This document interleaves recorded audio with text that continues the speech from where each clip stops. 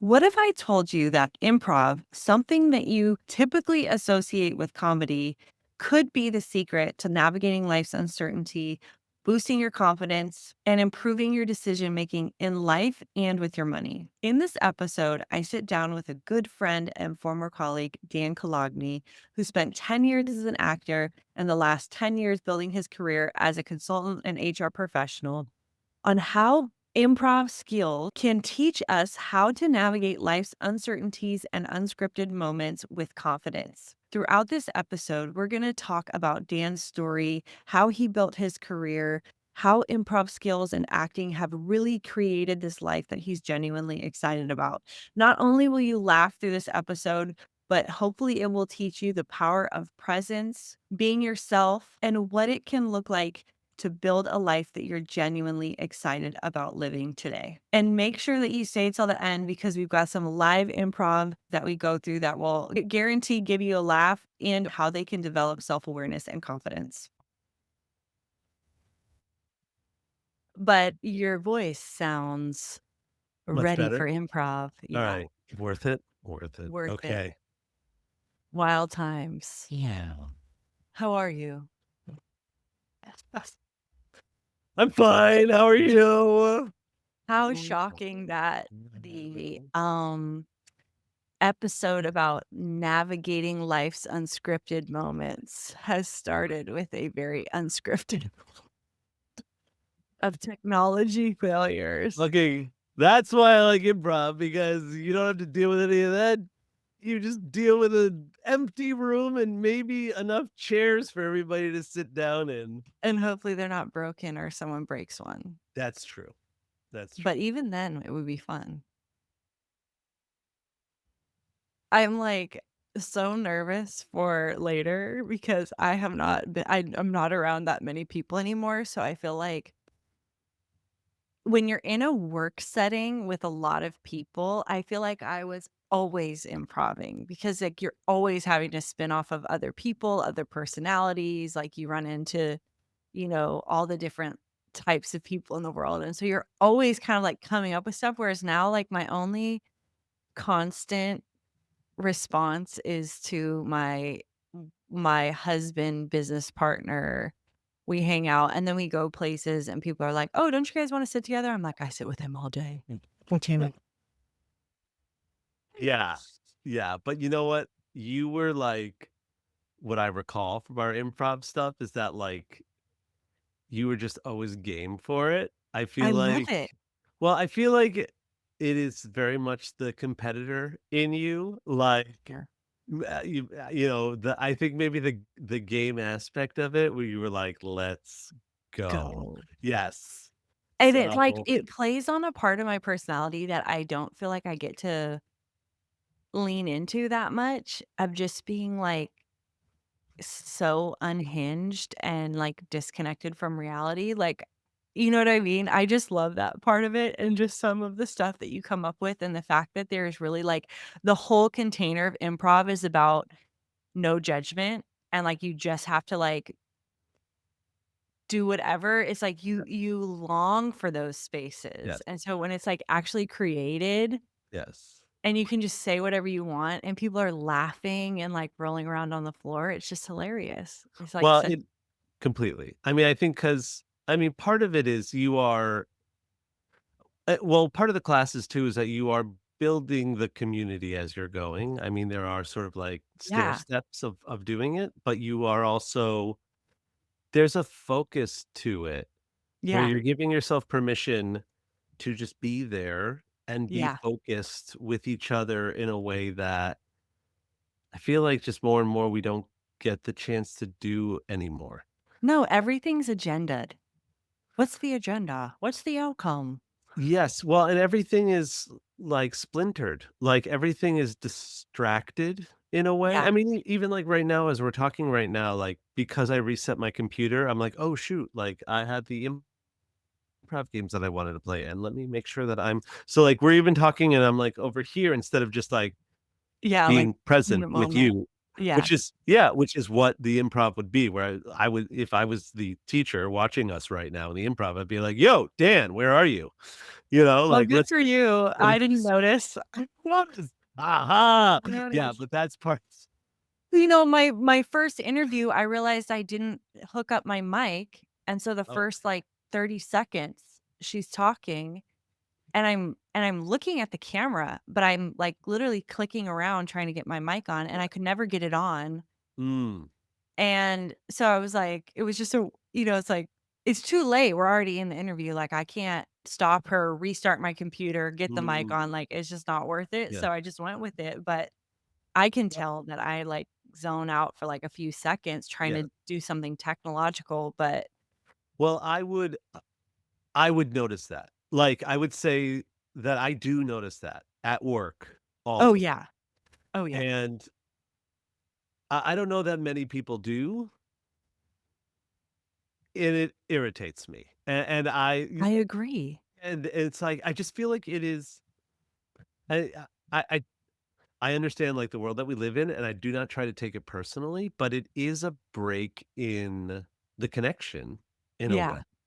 that it's like so what I do try to do is I try to name it if I can. Like, you were obviously struggling in that moment to, like something was going on, but that person who you were speaking with was so engaged in their own thought and weren't necessarily, like, Right. keying into the fact that maybe your eyes weren't totally focused or, like, you weren't necessarily nodding along, that they didn't ask you either. They allowed you to keep kinda struggling for a little bit to try to get the mic while they were in their own head. Yeah. For me, I probably would have noticed and been like, do you need a minute? Can I" so that it wouldn't have gone on and on and on to That's right, that's thing. right. But yeah, usually it's in the thing of the phone where, like, if somebody's got the phone and even if, like, we're here, if it's just sort of like, "Uh-huh, yeah, so yeah, right." Well, and, Like, it's and the thing that you're talking about really is about presence, like, improv 100%. is the practice of presence to a certain Yes, extent, right. and naturally responding instead of having some sort of contrived, prepared, rehearsed Yes. response. Well, it's a requirement for to do improv well, I think, Yeah, like, it's one of the keystone things, and if you are on a stage or in a scenario where you have an audience, like, I yeah, it's like the human adrenaline takes over where you can't be anything but present because 'cause you're like, "I'm in here." front of a bunch of Like, all the blood is rushed to this moment, and I'm with my scene partner, and we have whether it's a game you're playing and there's yeah, a we have to come pursuit of up the with something. game, yeah, or it's, the audience and it's a scene or whatever it is, like, we have to do the thing. Something, yeah, like we're under Yes, the gun, like we're under the pressure. exactly. And, like, even in acting, this is a little bit beyond improv, but this is theater, like, when you have lines, the whole goal of that is that it seems it's a new audience and it's as if it's happening for the first time. And for actors who are doing 8 shows a week, if they're doing like a Sunday matinee, it's their 8th show that week, and they check out and they start thinking about what food they're gonna do after the show, whatever. Like the nightmare scenario of the glaze happens and they're like, 'Cause they forget where they are. yeah, exactly, and if there's, like, repetitive lines or if their scene is a little bit like they're like, then they've lost it, you're screwed, so even, like, losing your presence in that moment, totally natural and normal, but Totally. you're in trouble. Yeah, so I wanna back up a little bit because we just dove Yes. right into some of Sorry, this because yes, I no, totally, I love totally. it, but, Yes.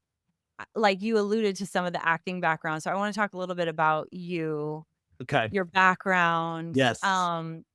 yeah, obviously, you and I have known each other since 2019? 20 December 31st. No, yes, 2018, yes, December 31st, 2018, twenty correct. eighteen. Yes. So, The dawn of an that era. was our first day working, Mhm. with each other at a That's consulting right. firm named Slalom, and, we hit it off, to say the least. To say the least, And, absolutely. yeah, and so I wanna hear a little bit about your background. I'm so excited to kind of, like, get into this topic. I'm already see the relevance for so many things in life, career, finances, you just navigating life's uncertainties. So I want to hear a little bit about your background and Yes. then we can kind of dive in Yes, okay. again. Yes. So antithetical to responsible choices in career and finances, I I love it. I started, with a Bachelor of Fine Arts in Musical Theater. I love it. Yes, so I was a theater kid, from, like, middle school through high school, and then I my big decision was, like, do I go to school for musical theater, which was my passion and love, or do I get a responsible degree, in psychiatry, I think, or psychology? That's what I Oh, was gonna wow. do. Yeah, that was the other choice. And I got into Syracuse University, for musical theater, and so that's what I did.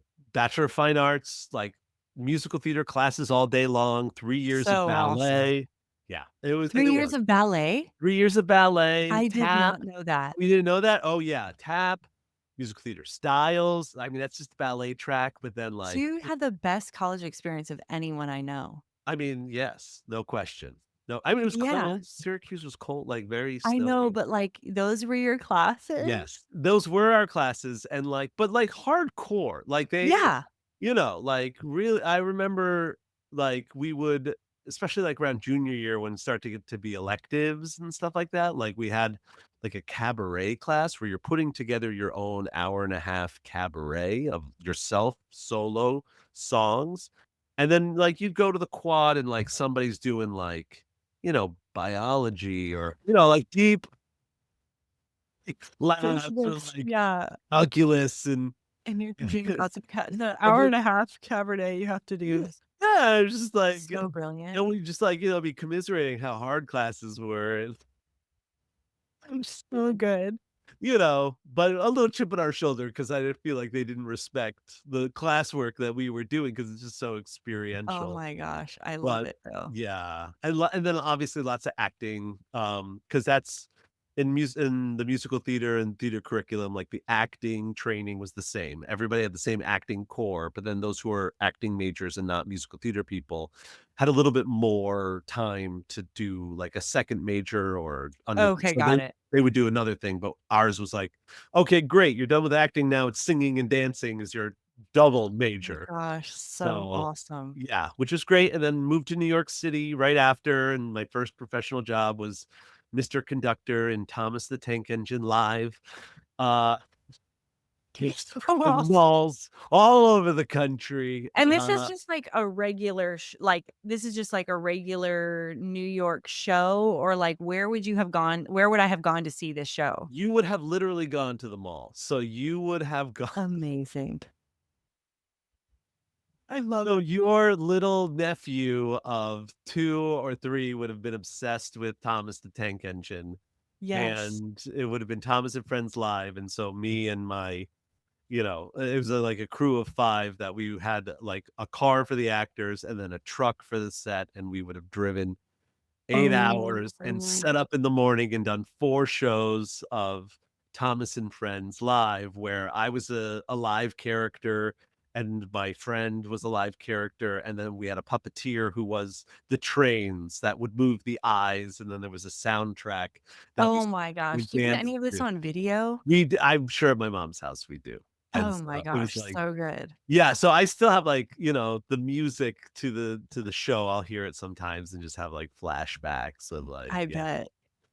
So that was but, first professional gig. I love it, yeah. Yeah, and so, so I did that for about 6 years in New York I met my wife, we did the Fiddler on the Roof, the national tour Oh, together. that's right, Yeah. Fiddler on the Roof. I knew that one. Yeah, so that was one of the bigger gigs that I did. Got my equity card, which is kind of a milestone in a stage actor career.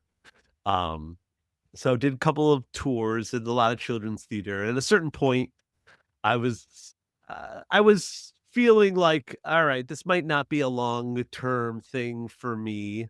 Also kind of felt like, I have these skills I had done, like, a lot of temp work as some of my day jobs. I also did the bartender, Yeah. server, I think it was a manager at a bar for a while.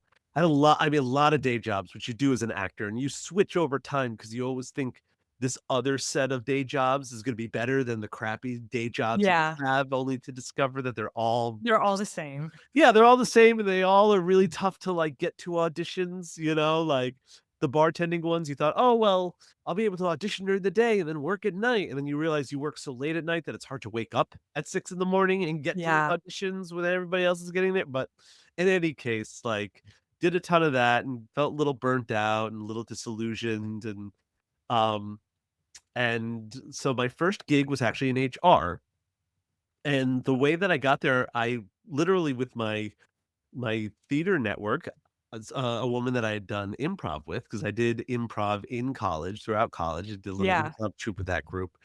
I'd reached out to them and she wrote me back and I said, "Hey, I want to start working in the corporate world." That's all I said. I didn't know like what it meant or what job or any, just the corporate Yeah. world. And she said, "Dan, I have this HR job at this large nonprofit in New York. You could totally do my job. I'm looking to get back into acting. My boss is an amateur playwright. I think he'd love you. Let's do it." And like literally Oh, awesome. she transitioned. So this company called the 92nd Street Y, which is a large nonprofit. It's like a young men, young women's Hebrew association, had like a 5-person HR department Cool. in New York, and she had me take over her job. She went back into theater, and she was right. The Tony became like my mentor in HR, so we would talk about theater all the time, but he really gave me a chance to learn HR on the job, do things that I probably should not have been doing as a young, super green novice person, but I was interested and hungry to learn quick, and I was Yeah. yeah, it was pretty fortuitous and cool. And then very soon after, maybe a couple years in, I transitioned over to NYU. Similar job, but bigger, much more big organization. Yeah. And then that allowed me to actually work in HR, get a little bit more be in a more formal place, a bigger place, sort of working for their division of libraries as kind of like an HR business partner team. Nice. And then go back to school. So, the way it works at NYU is you've worked there full time, they pay for, like, 90% of your tuition. Oh, wow. Yeah. So that's what I did. I worked during the day, and by then I was married and I had my older son who was, like, not even 1, and I was going to Yeah. school at night, getting my MBA at Stern at NYU. Oh, awesome. And that was like 3 years of our lives, was working in the day, going to school at night, and getting the MBA and the focus in, like, management and entertainment media technology. Oh, cool. Yeah, just, like, still, like, trying to tie it together a little bit, like, alright, they didn't have any theater-related business classes, but it was film, media, internet actually was, like, kinda tech was kinda sort of related in Yeah. some way, like Netflix and Google. That was Um, starting to bud at that time. exactly, during that Yeah. time. Nice. Um, and at the end of that, we decided to move to California. It was like, okay. And my wife grew up out in, Oakland, California. Okay, nice. Yeah, and we were looking to expand the family. It was, like, kind of a good inflection point. I had just finished going to school. I started school right during the housing crisis when it, like, had just started. So that was a crazy time to actually be getting an MBA because all of a sudden, like, the standard curricula that they were teaching went out the window, and, like, each class was about the crisis, like, what Oh, had that's happened with all of the, like, TARP funds and what was the Fed doing and what was oh, so cool. it was like double learning in a way where, like, yeah, just kind of learning through the lens of the crisis, but things had come down somewhat by 3 years later when we moved out to California. Got a gig with Accenture, so that was my first, like, management consulting, Yeah. doing change management, so you can start to see the little morph of, like, theater, HR, MBA consulting, it's like these little Yeah. curves. And so then, with Accenture, it was mostly change management and HR transformation. So still holding on to the HR piece, but then also learning change management kind of broadly and transformation. Um, and then I was like, no more corporate. Like, I can't handle this. I'm not a robot. This is a robot culture. And not in totality, I met some amazing people, in Accenture, and I learned like, I grew a ton, like, skill sets galore, and the way that that company is set up, they really have some good teaching skill sets, like, they really can train you well, you Trainer. can learn well very quickly, Yeah. but they can also burn you out pretty quickly, and there's a real adherence to a culture that can be challenging, especially for somebody like me, who's coming with a theater heart and core to a Yeah. pretty, you know, tight, narrow Rigid. expectation, Yeah. I would say. And so then I joined the big theater out in San Francisco, which is the American Conservatory Theater. And I got a chance to be basically the director of operations for their conservatory. So they had a Masters of Fine Arts, which is top 5 program for masters MFAs in the country, which is awesome. I was like, okay, I'm back. Fine arts degrees. I get Connecting all that. the dots. Totally. And it's like, they had an adult program, a kids program, and then I got to start the um the corporate program essentially of like what kind of connections do we have with theater training and the corporate world? What could we bring? So Oh, cool. obviously improv for collaboration was like one of the core offerings that we built as a program that Oh, ACT as a theater would sell. And so we had different clients. I think like we did a workshop with Google, we did workshops with Yelp, we did workshops with different groups that would come in with different flavors. Some of it was about presentational speaking, yeah. just being comfortable. Some of it was about collaboration and just team building. Um, some of it was about leadership presence or executive presence. So it kind of depended on what the flavor and what the need was, and theater is very flexible in that way. Um, Yeah. but then after about 4 years of that, I did start to get that itch. Um, to There was sort of a wall. It was really interesting. I thought I'd figured it out when I got back into theater, because I was like, Yeah. "Okay, I'm on You've this, like." connected all the dots, Yeah, honed like, your skills. totally, and now I understand I'm on the management side of this thing, and, I'm making a living and supporting my family, but I'm back in the culture where I come from. But there was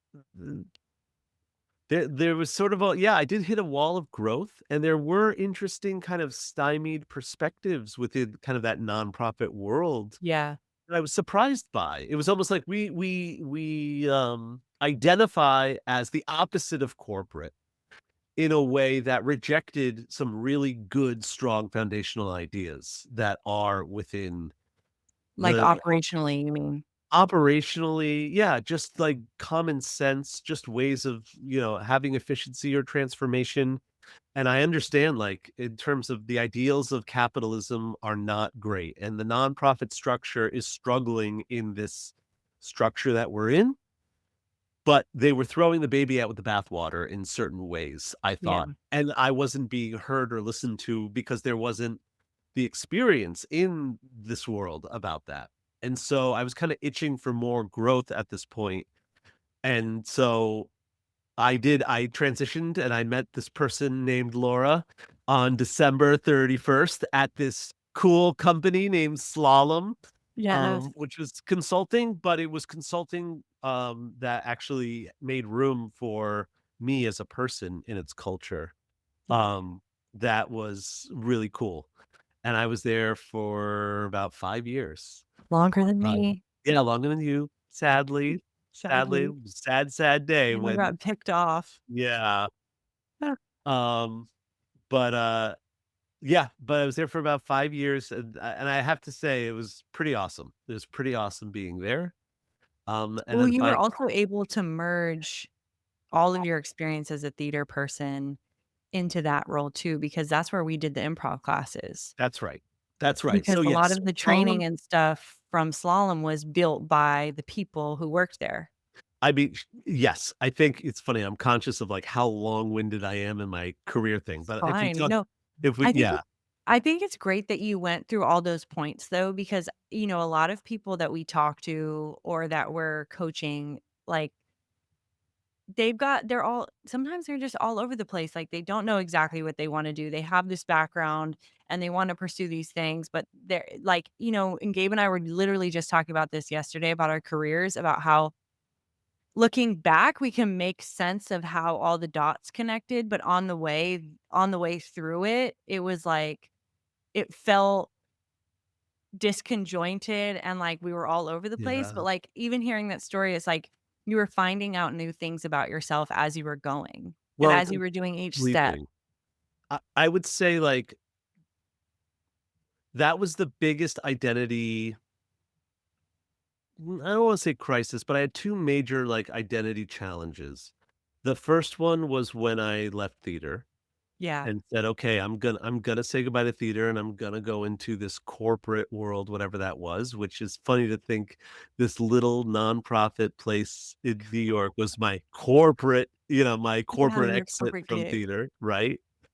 But that was a big identity change, Yeah. and I would just think about it was I almost just imagined everybody not thinking about me as an actor anymore and how hard that was, and thinking about my professors just being like, "Yeah, Dan's no longer an actor," and I was Yeah. thinking about, like, being in those first days of classes of theater and, those stern professors just being like, "Some of you aren't gonna make it," and being like, "Well, shit, that's me," right? And, I like, get just it, yeah. how to get through all of that and being like, "Well, what is it Who am what I? are you doing? And, like, what is the positive direction you're going? Don't think about what you're not doing or how you failed, like, why are you doing what you're doing?"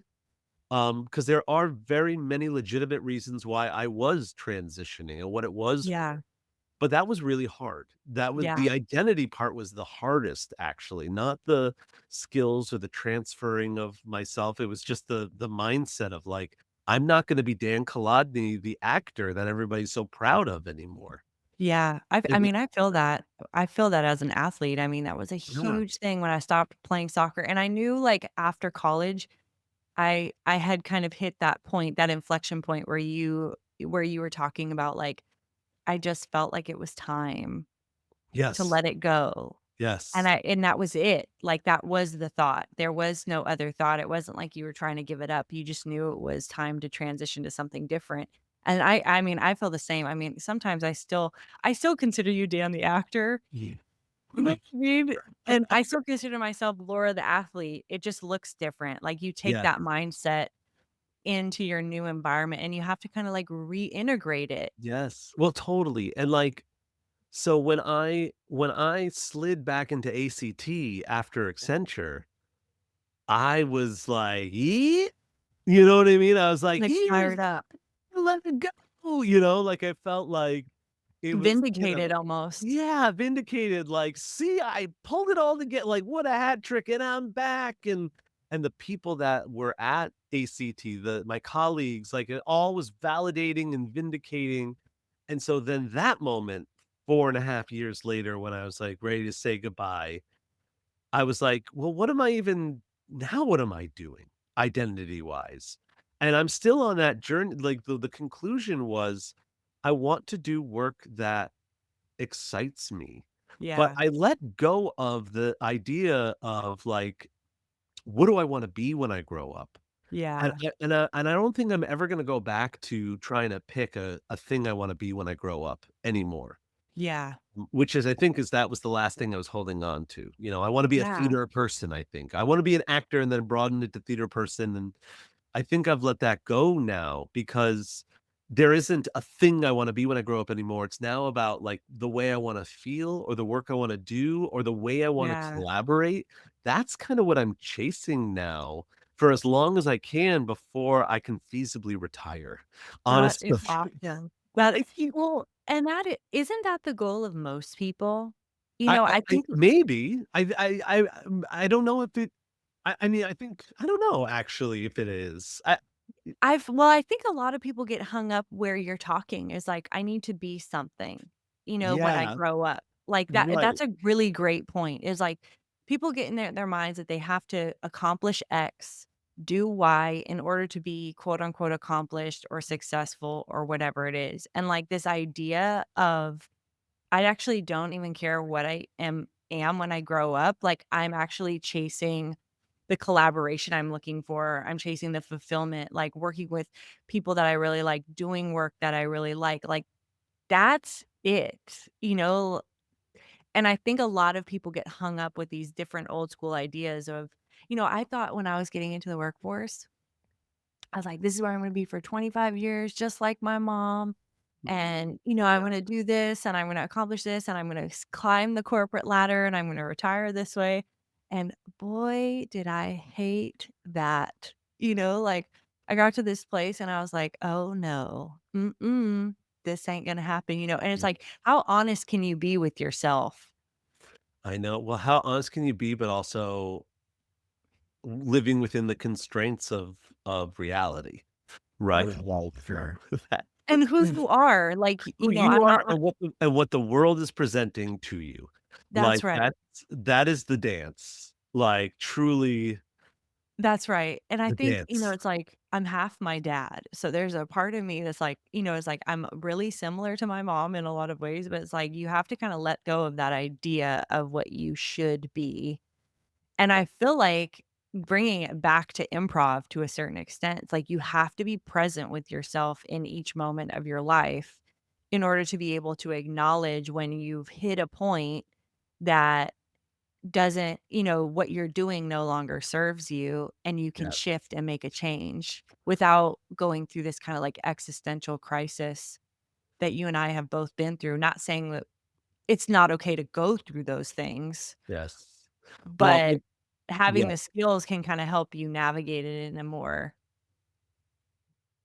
I I a more fun way, not necessarily an easier way or with more confidence, but it's like you can just go with it. I think so. I mean, it's like improv does it's a tool. I always think of it as a tool, and when I first learned it, it was a tool towards being more realistic in a scene as an actor, Yeah, and later became a tool for being for a few different things. But it was either being more present with your coworkers or more collaborative.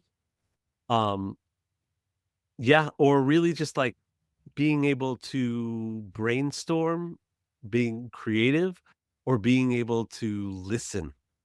And I think so to your point here, like with improv in these certain moments, a lot of people are in their heads. So when they're not in the now, they're not present in the now. So with improv, when you can pull up stakes and number one, just like see what's happening right now rather than the where you're strategizing where you're supposed to be or the thing that you're supposed to say or the response right. trying to give, but just be like, okay, what's happening right now? And then the second thing is in improv, and this is a lot of times I'll find myself in a workshop coaching to this. You are enough, right? Like Yeah, you all the experiences that you've brought until now are enough for this improv. It doesn't have to be hilarious like it is on Whose Line Is It Anyway? You just need to although be we aspire. we aspire, right? But, like, a lot of times what will trip people up in improv and in life and in the meeting with execs or whatever Yeah. is that, like, insecurity, imposter, and whatever, that there's this need for brilliance, this need for hilarity, this need for this quality of thing, and again, you're stuck in your head of, like, this perfect answer, this thing. And that Yeah. that's the opposite of what you're trying to do in improv. In improv, you're just trying to keep it going, back and forth, be present, and get the idea out and just keep it moving. Yeah, and keep it moving. Right, and but what that does mean is that whatever thought you have, whatever experiences you've had up until that moment that bring you to that thought are okay and enough, and that's hard for some people to believe Well, it. and it makes me think about how it produces a level of authenticity that maybe people don't naturally come have. Because it's like sometimes like being saying what's on my mind has kind of always been a thing for me. I mean, you know me Yes, pretty well, so it's like I say stuff that probably I shouldn't say in rooms that I probably shouldn't say them, but it was mostly because it was, like, the thought that was on my mind. yes, Like, "Oh, this isn't gonna work for X, Y, and Z reasons," right? yes, And maybe I shouldn't have said that to the senior leader, but yes. it was at least an authentic thought, and so I think, a lot of times people shove down their authentic thoughts to think and think, "What does this person wanna hear?" And I'll say that. Yes. And so they're kind of almost giving up themselves in the moment They to they yes. show up. And where I wanna be fair and draw the parallel to improv too, like, and this reminds me of a conversation I had with David Callen early on when he didn't know about improv when we were talking about it. He was, like, making all of these assumptions that, like, improv is just being whatever and having all this fun, and I was like, "There's actually a ton of structure around improv." Yeah, There's a lot of games, we talk about the instructions of what this exercise is gonna be, yeah, and, like, we were talking about earlier of how there's sort of these ramps or these steps. You are building trust by talking about what are the rules of this game or what are the parameters of this yeah, game. Even, like, when we talk about like, we clap for when people mess up because we're celebrating their risk taking, right? We're not, yeah, like, clapping because they screwed up or just like, "Wow, good for you." Like, even though that, like, was it was a flub or didn't end well or it was weird, like, awesome, and we're reinforcing that this is a safe space, yeah, right? That environment building is pretty consistent in each improv environment of saying, "Okay, we are all making agreements together in some way yeah, by somebody setting the rules or us collectively making the rules, us kind of agreeing and abiding by it, and building that trust together to be our authentic self." yeah. And in the scenario that you described of just, like, coming into a room and shooting from the hip, I'm sure that has bitten you in the ass Oh, because 1,000 times. 1,000 right? times. Right, and so I do feel for the person who's like, "I can't do that because I'm not safe," and they're right in That's so many right. circumstances, right? Like, they're not always safe. Yeah, like, the culture isn't celebrating that type of behavior or that type of Exactly. value, like, the culture doesn't value that, therefore, they do not value that type of behavior or that type of feedback, That's which right. And so what's weird well, not weird, but, like, when I was thinking about improv and you were like, "How's improv" some of the questions that you had shared with me earlier about, like, "Has improv affected my life?" And I was thinking about, like, when I set up the games or I facilitate improv, I realized that in the way that I collaborate with stakeholders or with execs or people I work with on a team, I am doing some of that facilitation in our norms too, in a yeah, way. Like, I'm trying to intentionally build direct communication and safety early on so that we have those authentic moments of trust and sharing yeah, that are sometimes not pretty or not but that are safe for us to yeah, say. Um, yeah, in a very similar way to teaching a game or modeling a game of like, I'm just gonna do it, and you're gonna do it back." Um, and there's no rules, and then it gets weird because it's not necessarily a safe space, right? Because if you don't set up that standard up front, then they're different people, just like anything, have different experiences or different things that they're bringing into the space. So if there's not ground rules, if there's not norms, then it can easily become an unsafe space, which inhibits someone from being fully present and fully authentic. exactly, exactly, and, like, I also find this is a completely different thing, but, like, strengths finders, just bring that Yeah. in from the side, Yeah, like for your like, I includers in my top 10, um so I will see somebody, I'll see a Laura, speak out, or I'll see somebody have like an emotional reaction in a room full of people who are like intentionally unemotional. Yeah, Um, and I personally will gravitate to them. I'll try to meet them where they're at.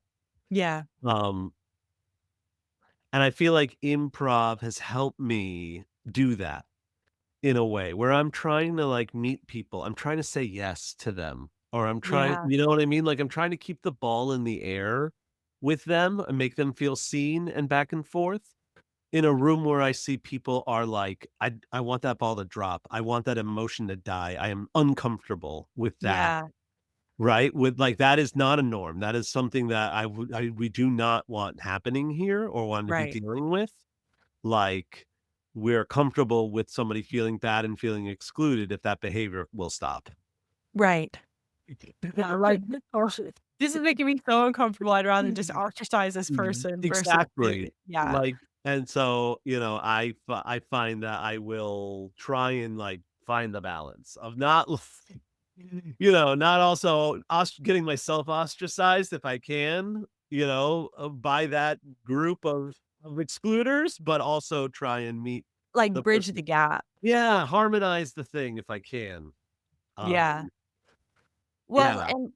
and it's so interesting to think about this in like the terms of just general life and how improv can even impact. I mean, I'm so at this point I'm so outside of like the work culture. That scenario sounds so familiar and yet so, where it's like everyone's like, "Oh my gosh, no, no, no." And I'm like over there trying to like, "Come on, come back in, come back in." I'm the same way, but um just even like how this kinda back to, like, the theme is, navigating some levels of unscripted moments, right? Like, Mhm. the idea of things maybe going off the cuff or outside of the boundaries, like, how can you pull someone like, using improv, like, how can you pull someone back into the safe space if you're getting out of the safe space somehow from, behavior clashes or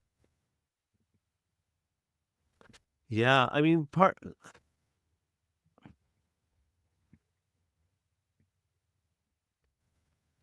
That's interesting. I mean, it's funny, my mind is not going to the concepts of improv at this point because the situation that you're describing is not a safe space in a way. Like for me, Yeah. it's really going more towards like conflict resolution.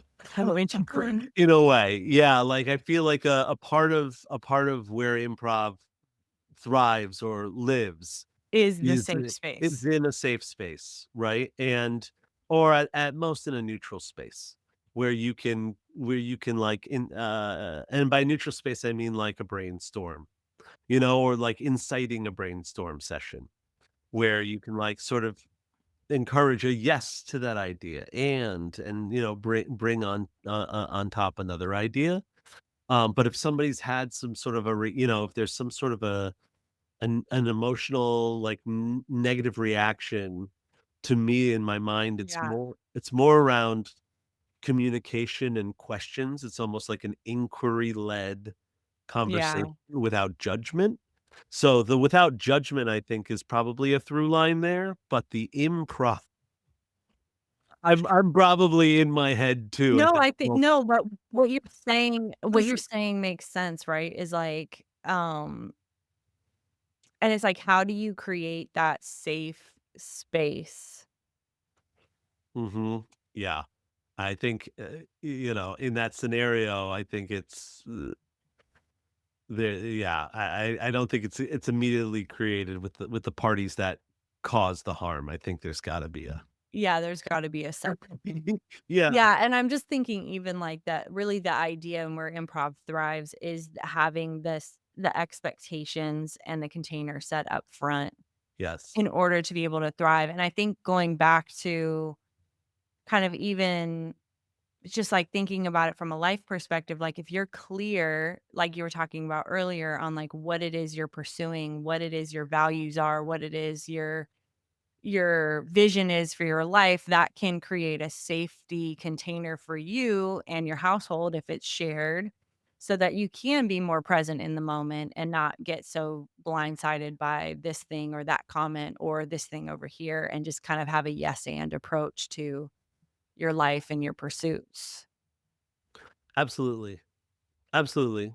I mean, I think, you know, usually when I start off like an improv workshop, the first thing that I start off with is like just the listening exercises. Um, Oh, so the 2 things I'll do is the listening exercises, um, and the editor exercises.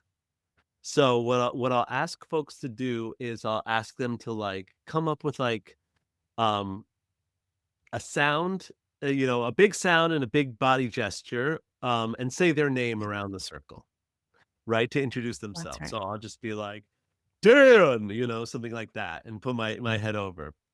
Um and I want them to go around the room. And part of the rule is that, don't just let it come to you. When the moment goes around, let it Okay. come to you and just naturally do it, right? I'll go, Dan. And before I go to the next person, I'll go, wait, how many of you have thought about what you're about to do when the turn gets to you? Yeah. Right? And 9 out of 10 are gonna raise their hand. And it I just thought about it just now. you did just now, right? Like, I what's did. the one I would do? And it's not fair, it's a dirty trick, right? Because 'Cause I've just taught you what to do, and then I'm telling you not to think about it. But what it but I do wanna, like, just start to bring awareness of that very subconscious idea of it's so easy for your brain to start going Pre into Pre-planning. what am I gonna do? And move away from what is Amy's gonna be?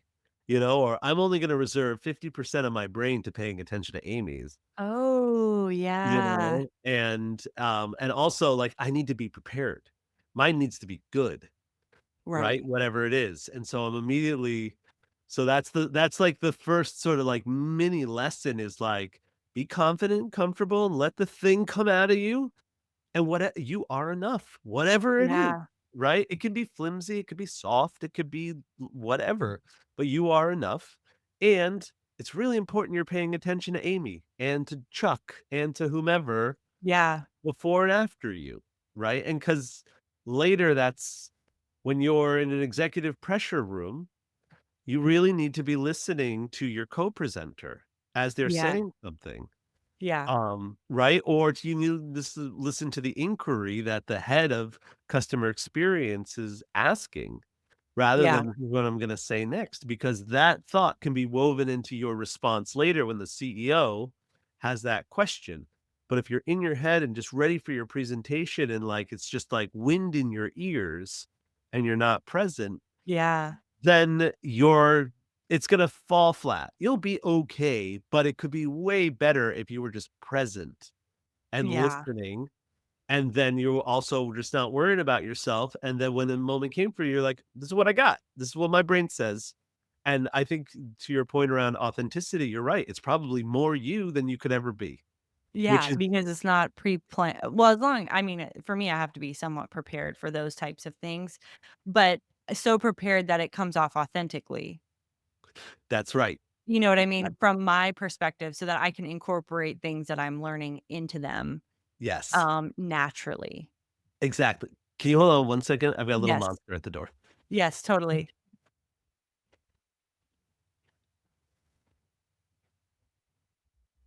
Their voices are getting big, huh? Uh-huh, that's Leo. He sounds old. He He sounds like is. he's growing up. He's a big 6th grader.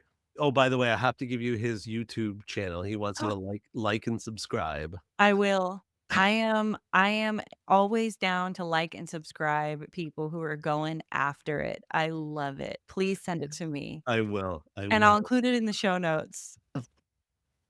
Please, everybody like and We'll try subscribe. we'll try and He get is some more. Leo I the can't promise gamer. that we'll get a lot, but we'll try. We'll go for it. Who knows? This could be the one that goes viral, Dan, you never Viral know. for sure.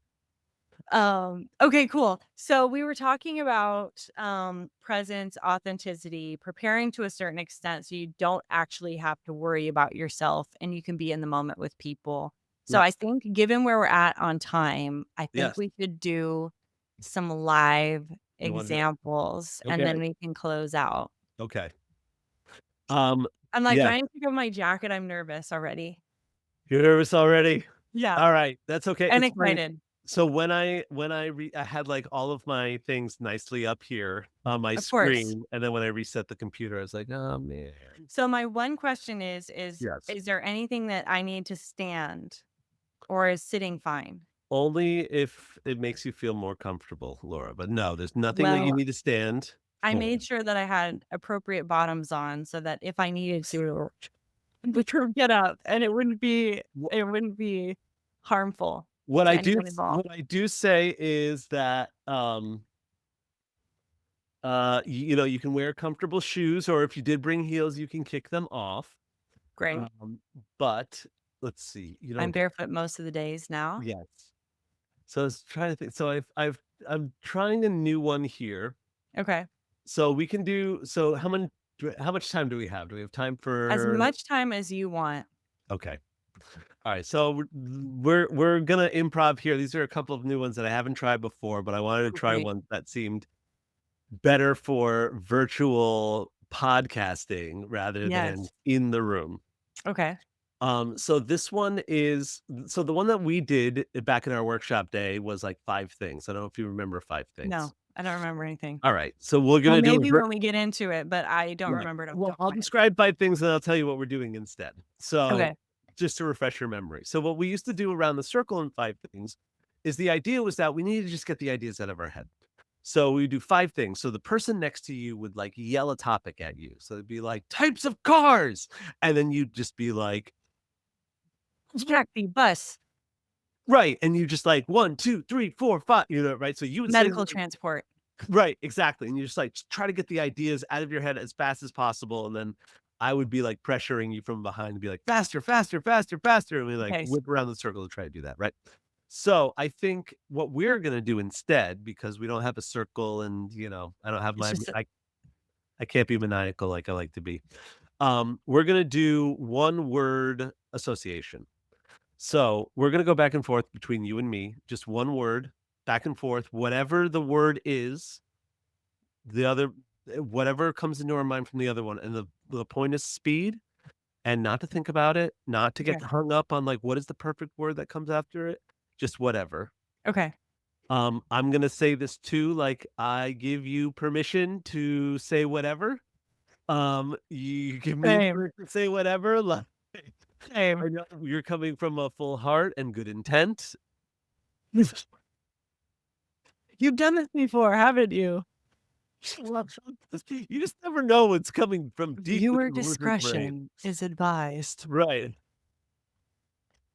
Probably. Especially because my improv name was Dan the Gutter Kolodny, meaning F-bombs, S-bombs, and all other kinds of That is profanity awesome. are likely to come out. Yes, if you're listening at home or on Yeah. speaker, you may and you have kids around, you may wanna turn it off and put it in your ear. Yes. So this skill is working on getting rid of your editor and just free associating whatever comes to your mind. Okay, great. Okay. I'll kick us off and then Great. whatever comes, here we Can you go. just go as long or will you cut us off? I'll cut us off when Okay. like it's time. Okay. All right, ready? Mhm.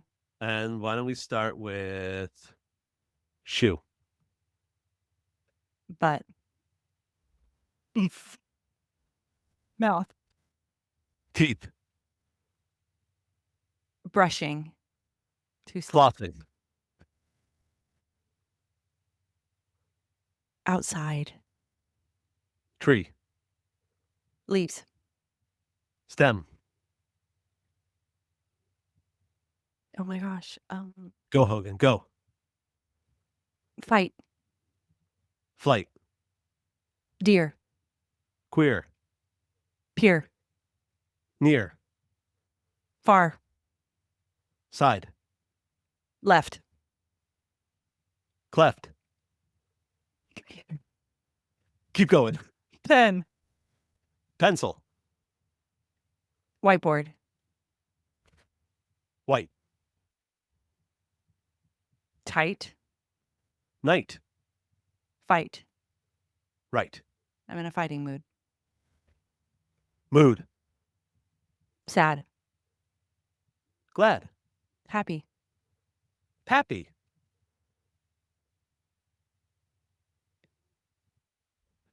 sp- shit,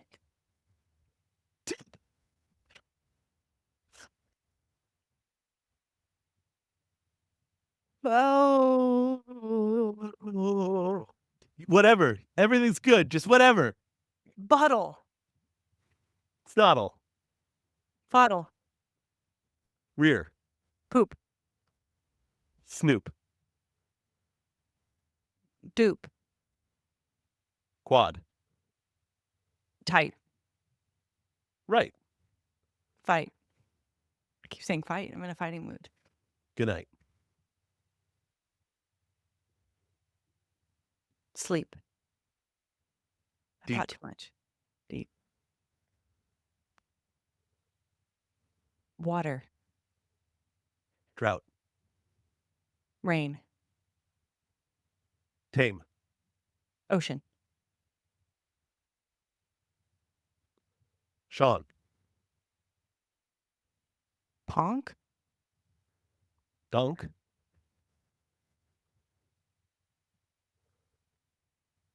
Mm, uh, that was it. And scene. Okay. Now Why let's is it's like Friday night, let's like, reflect. Oh yeah, and it's later for you, so your I brain's like still clock, I'm too. like falling asleep on the chair. Okay, okay. So let's reflect on that exercise for a second. How did that feel to do? I feel like sitting does kind of like sometimes hinder the process for me. Okay. Okay. So Um, there's a kinetic thing going on there's there. a kinetic element to improv for me, like just letting kind of like, loose a little bit. Okay. I think that's totally fair. And usually, to be fair, like usually our stuff is standing in a circle or like physically moving around. Yep. And This I is a think little there's different. like an element of that that is harder via screen and podcast for sure. Yep. Um, but it's like it's hard not to rhyme, Well, and why like why didn't you rhyme? Rhyme's okay. I don't know. I don't know. Yeah, I Script. mean, what I did observe was some editing for sure, like Oh just some yeah. like, Then there was also like blankness. yeah, I Like okay. Tell me about that. Yeah. like like pressure to think of something. And that literally that pressure to think of something blanked Mhm. me out and I couldn't think of anything. Got it. So I had no association at all. So you would say a word and then I literally would sit here and it was like I wasn't editing, I was just freezing Mhm. So in what a got you blank out of it? space. Like, how did it finally come how did you finally get yourself out of it? Well, I don't know that I got out of it, but I also could sense myself judging myself too. Okay. 'Cause I was like, "I'm saying fight like 20 times, like, I must be in a That's fighting group." true. There was a few points where you were, like, kinda commenting, like, as we Yeah, were going. yeah. So I'm Yeah. like, there's like an inner judger that's Mhm. happening Yep. in the process that's preventing me from just letting it go and doing it Yeah. and Great. going back and forth as fast as possible. So I do feel like my brain is a little bit slow right Yeah. now because it's Friday night, but it's like, am I exercising this muscle regularly in my day-to-day life is another thought that I have. Right. It's awesome, Laura. I mean, I feel like part of the exercise is the exercise, right? But Right, all of this stuff is about process, not product, right? right. Like, none of this matters that you are an amazing, like, free associator.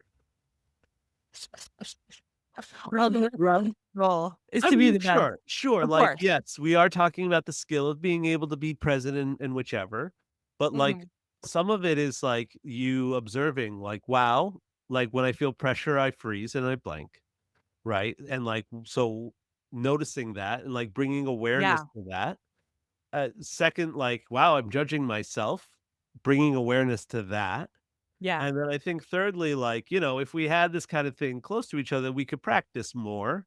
And I yeah. bet you would like catch it Start to go. quicker. Yeah, be able to like move through it quicker, judge yourself less quicker, right? Like that's the beauty of this stuff. It's just exercises. Well, it's been on my mind for a while, like, at least a year to find an improv class to just go do, Totally. So fun. so that I can just, like, do something that's fun and has nothing to do with anything that I do on a regular basis. Mhm. Well, I mean, there's so many things, right? One is just community, right? Like Yeah, you just build community. It happens so quickly. Two, I just think the the skills. endorphins, the dopamine too, just the, like, chemicals, that you Yeah, never that's, like, ideas not a swipe on the phone or some no. other stuff, like, just where you can go check out, but Yes, but it is skill I think you are just faster on your feet with people, more present with people, like, just ready, yeah, folks. totally.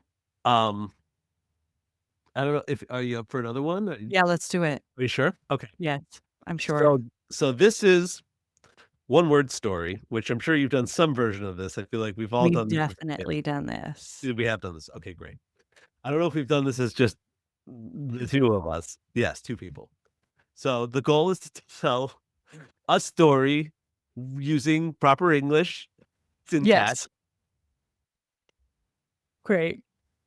So, it means that we need to listen to each other, um, and see where the story goes. So, you might have a great sentence in your head. You may have set me up. You may have lobbed it up And you for change for directions. me, like, "Oh, like, yeah, I'm gonna say it like this. He says the right word, and I'm gonna spike it," and then I just go A a different different way, and I you're remember gonna liking this game. right? And you're gonna have to make something out of whatever the hell I just did wrong, right? Yes, amazing. I love it. Okay. So, it's a little bit of the, like, just, "Okay, I'm going with the flow. Our goal is to tell a story Okay, great. of some kind, one word at a time." One word at a time. Yep. You ready? I'm ready. Do you wanna start or do you want me to start? Once Upon a time, king George, found that small itchy s- caterpillar was two close to his privates. again. So He got a match from the liquor room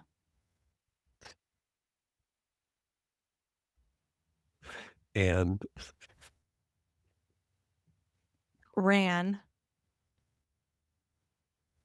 across the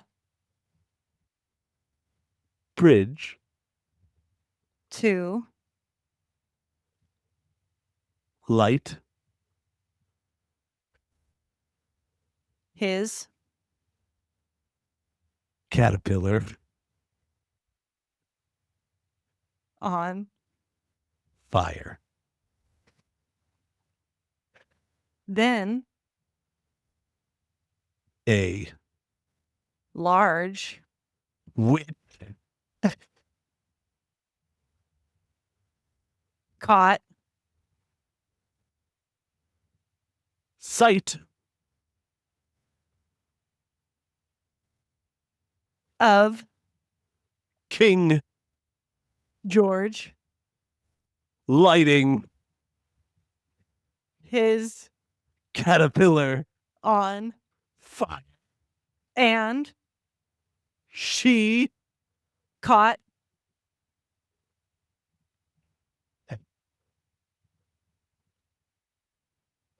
fire as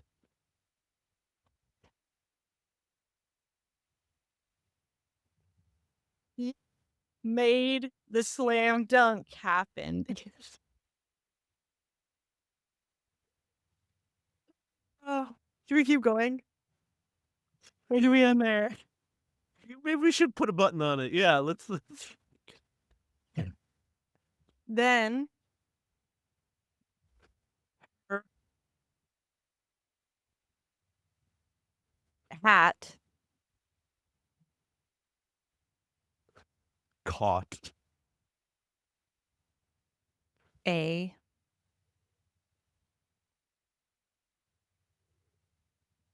little draft and flew away.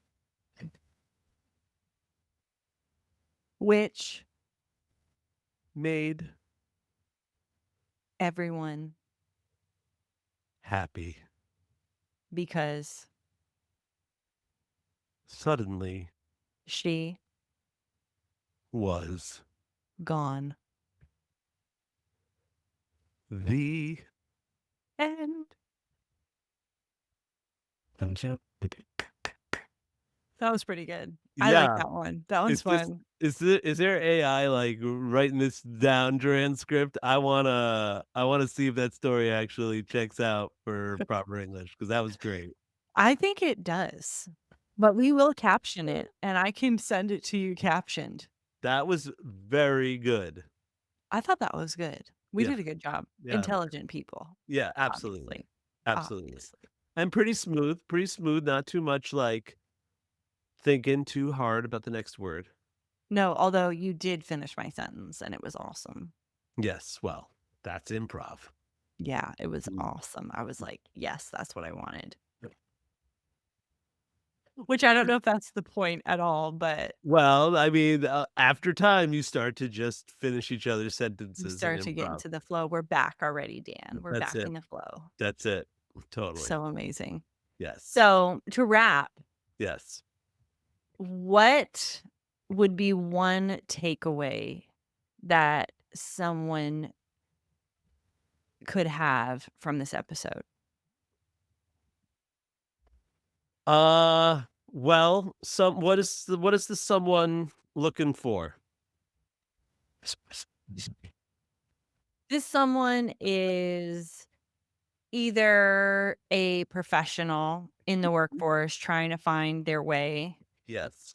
or they're an aspiring entrepreneur of some sort trying to navigate the uncertainty of being an entrepreneur. Um, and anyone that's in our sphere who's kind enough to watch this episode, like what like from I guess from our conversation, Yeah. from the improv skills, like what would be something that you would tell them? Yeah. I guess I've 2? No, 1. I know it's Yeah, 1. 2. Go for 2. it. Alright, so I guess 2 different angles. I'd say 1 is if you ever come across, like, improv as either, like, an offering at work or, like, a workshop related thing, take it seriously and consider it like valuable training. I think it'll actually inspire and really help you in a surprising way. Yeah. Um, so that's one that I would say. I think people who do take advantage of it, it really is amazing. And I would say from the actual lessons of improv, and how it applies, I would just say like start bringing your awareness to being present and listening to people. I would say start there. Just being and not judging yourself harshly, but just being Yeah. aware of when you are fully there and listening, and when your mind is wandering, thinking about your response, thinking about something else, thinking about your phone, just not fully with the other person. Thank you so much for talking with me. This was so Totally. fun. I love talking about improv. I could talk about it again for and do another few exercises. So maybe my homework will be to go get into a class or something. But For I sure. really appreciate you taking the time and managing the tech difficulty at the beginning. Well, I'm Um, glad we got it figured out. I'm sorry that I didn't figure it out before. I was like, it's "Oh, it okay. should be fine," and But so the mic is so good. The mic was really good. good. I'm It glad. added an element. I'm glad. No, this is awesome. It's just so good to just catch up with you, Laura. Thank you so much for watching. Our ending was a little bit more casual. We went on a trail down millennials, Gen Z, but I wanted to leave you at the end of this video with just a couple of the key takeaways from today's conversation. I hope that by watching this episode, you're encouraged by your own story and your own journey. You feel a lot more free to be yourself and show up without an agenda, without the right thing to say, without trying to need to be perfect or do things the quote unquote right way, and that you can implement some of these skills and some of these concepts into your daily life so that you can be navigating life's uncertainties with confidence. And if you enjoyed this video, please like and subscribe. We are looking to grow our subscribers to 1,000 subscribers by the end of the year, and your subscription would mean so much to us. And please feel free to leave a comment below of one of your key takeaways or your favorite part of the episode below. Thanks so much, and see you next time.